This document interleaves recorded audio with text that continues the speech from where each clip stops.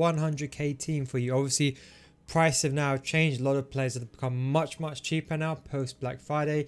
So I'm going to go over the best meta team you can get for 100k, especially if you want a cheap team while the market is crashing or coming towards team of the year. For this formation, you can use this in game for a 4-2-3-1, a 4-3-3, a 4-1-2-1-2 second variation, and a 4-4-2. I'm going to explain to you as usual why all the players are meta. We're going to go with a 4-3-3 third variation for chemistry purposes. So let's first start. Now, person that goes in first is Dembele, because Dembele is almost a cheap Neymar. I think to make this team consistent as well, I wanted to use all gold players that everyone can buy. So no special cards, no Bellerin objective cards. You can if you want to use them, but we're going to stick with just gold cards. The cheap Neymar, I like to call him, a fantastic player. His stats don't look too good for me because I actually play him now as a left mid as opposed to playing him as a cam or like a winger or a lamb or a ram. But he's done such a good job for me. In fact, when I had the original card, I had him for 300 games. In fact, he's the only player that I've used from day one and still stayed in my team up until this date. By the way, if you want to come see me on twitch.tv/NealGuides, Monday to Friday 1 PM I'll be streaming as well. So Monday to Friday 1 PM UK time, link is down below in the description. But yes, as I mentioned, if you were following my streams, he's the only player that's been in my team since day one all the way to the end. Because I packed an untradeable version, so I sold the existing version. Now, to get someone who's pacey is really good, but for on the other side, on the opposite end of the spectrum, I wanted someone who's equally as good. The truth is, especially with the new generation, the meta is agility and balance. The new animations, especially in terms of dribbling, you want the highest of agility and balance. Now, Lucas Moura is obviously an extremely good player. He can play anywhere along the front line, very similar to Dembele. And I think he's done such an exceptionally good job. I would say I used him for the first couple of weeks or so. 4-star, so he's perfect. Of course, Dembele has the edge over him because don't forget Dembele is, of course, 5-star. But his agility and balance, has a sprint speed, and has pretty decent finishing. You put, for example, a finisher on him or you slap a dead on him, he becomes very much a feasible card. Now, we're not going to be playing Dembele and striker. We're actually going to be playing these two as wingers. Now we're going to go over to the CDMs. Now I wanted to create two CDMs. The first person I want to add into the team is Valverde. Now when I made my 150k team, Valverde at that time costed around about 100, well not 100k, costed around about 45k. His inform was about 160. Then he suddenly shot up to around about 100 plus and went into the high figures. But when he came out, it was actually a pretty decent card. The only problem was his gold card was too expensive, obviously because of the informs, etc. But now you can pick up Valverde, one of the best CDMs in the game, for just 5k. Of course, after Black Friday, the market significantly gone down. The reason why he becomes one of the best CDMs, of course, he's high, 6 foot in terms of height, and he's got that amazing sprint speed and amazing defending stats. There isn't that many players that's got amazing passing and amazing defending and amazing pace in the game. You can see that, and of course he has the matching stamina and strength and aggression, which makes him really good in defensive position. Someone like Kante is maybe a tad bit better than him, maybe you can argue, but Valverde is probably on the same level as him. If it wasn't for the animations that Kante does have and agility and balance, I'll definitely put Valverde in front of him. But because he lacks agility and balance as opposed to Kante, he does very much go in second place. Now next to him, I wanted to get another CDM in, or one that can do a bit of everything, because obviously someone like Valverde is obviously very offensive. So we've gone with Suzuka. Now Suzuka, obviously he's been in my team again since day one. Him and Dembele are one of the few players that have been in my team since day one and have not moved. You can see over 175 games for me. Top notch card. I would say definitely get him on a shadow as well. And of course you want to max out at sprint speed when he gets full chemistry. And don't forget, this whole team has full chemistry as well. Agility and balance is not that good, but if you use Suzuka last year and this year, you know that even though the agility and balance is not the best, he's actually still a top tier card, especially when it comes to moving and defending inside the box. Maybe he's not so good on the ball, but defending and going forward, he is really good. He does have that shot power as well. With a shadow, he becomes an exceptional player.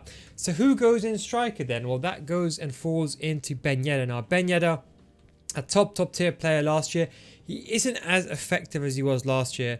I'll be honest. If you used Ben Yedder last year, I think they've actually nerfed him because he was so cracked last year. of course, has that amazing agility and the balance, amazing sprint speed and amazing finishing. And I think that even every single right, because when I had him in my 15k team last year, he was wrecking people. He was almost as good as Neymar when it was in terms of dribbling, in terms of shooting. So he was that good. And obviously with a stat boost, it was the right thing to do. I do think now 4-star, he still can play. I'm sorry, 4-star, 5-star, should I say? 5-star weak foot can play in a striker role. And that's why he will be going into the striker. Can shoot on either foot, completely deadly, and a high agility and balance in a bad connection. He also feels very, very smooth. So he definitely goes into the team. Now moving over to the defensive line, which I'll come back to the other cam in a second. We've gone with Kamara. A cheap card that I actually really liked. In fact, I liked Kamara so much, I opted to get his, that's the wrong Kamara. I opted to get the record breaker Kamara in my main team as opposed to getting Mendy because I liked him that much. So I actually have both of them. I have both the gold version and the record breaker. But the gold version is equally just as good.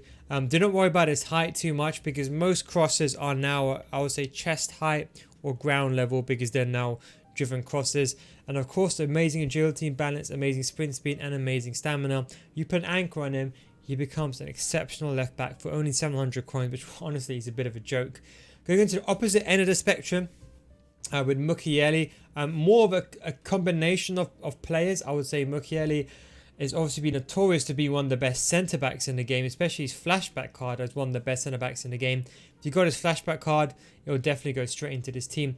If you do not have his flashback card, his gold card is equally as good. Now, we actually will be playing him on a right back. Now, you might have seen my other videos. I move him to a centre back position because he's got really, really good stats.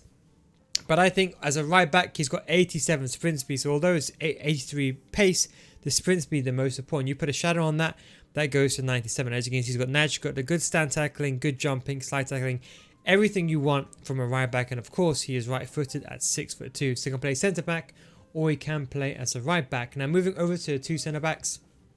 Number one, we've gone with Kunde. Now, if you like to play full backs at centre back, I would recommend Roussillon over here.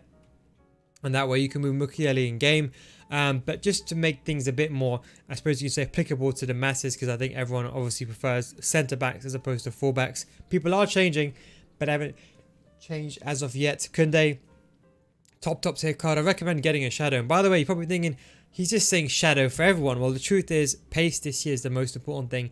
If you close your eyes for a second and you just think about how many goals you've conceded this year, and I would say the majority of them are probably from counter-attacks. I would say probably, I can guess, 80% of your goals are from counter-attacks. So the higher the pace you have, the better the recovery. And most of these cards, you know, Kunde costs 1.7k. With a shadow, it costs 1.9k up to 2.7k. If you can snipe him, you can get him for the same price. So the price doesn't really affect the chemistry styles, because you can buy them with the chem styles, and chemistry styles are much affordable this year as opposed to last year. In the back we go with Hernandez, not Lucas. We go with the sorry, not the brother Theo, should I say. We go with Lucas Hernandez, a top tier centre back. Of course, has everything you want. He's got the pace, the defending, the high defending stats. Had he been in the Premier League, he would be almost like the Gomez-esque kind of player, that kind of caliber, and he would be very much expensive. Amazing sprint speed, very, very good defense stats, really good aggression and jumping, and of course he's got an amazing reactions. At 6 foot, he is not the tallest of centre backs, but almost a wall. And let's be honest, the only times you're really going to head the ball is from corners, and most of the time people are bringing their goalkeepers out, so you're fine on that end. Now for the goalkeeper, you need a French goalkeeper. I ended up going with Areola. I actually really liked Areola. I think players like him, they do accept. That's why people use. You might see the pro players use Pope. And the reason why this team is, see, if you're new to FIFA, or let's say maybe you're not a high caliber player, or maybe let's say you're on a silver ranks, in case you're wondering why these players, why am I using lower rated players, it's because it doesn't matter about the base rating, it's how the player performs in game. Someone at 6'5", and obviously he has really the amazing stats, you know, you put a glove on him, he becomes an exceptional card, and that's why players like pro players use Pope in their team, because of the height really makes a big difference. Now, who gives a link to Valverde? Now this is where the large chunk of the team actually comes in, and it's with Eden Hazard. Now you can save a bit of money, but I think Eden Hazard makes an exceptional player. Now I wanted to make a team where everyone can interchange, so I wanted Hazard to play striker, Lucas can play striker, Dembele and Ben Yedder can all play striker. On the wing, All three of these guys can play on a wing as left wing, right wings, and even as strikers and cams. Ben Yedder can play as a cam or striker. Wouldn't play him on a wing. He can if you want to. Stamina is a bit low, but most importantly, he hasn't got the best of pace. So what about for chemistry? So in chemistry in game, this is the way it'll look. So of course you're going to have Lucas on 10 chemistry, as you can see, around about 10k coins.